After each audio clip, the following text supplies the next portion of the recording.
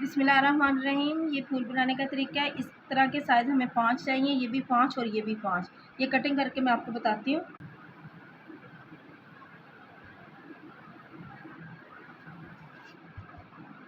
ये मैं 5-5 पत्ते काट लिए। ये देखिए ये मैं ऊपर रखूँगी इस तरह, और यहाँ से इस टाँका लेंगे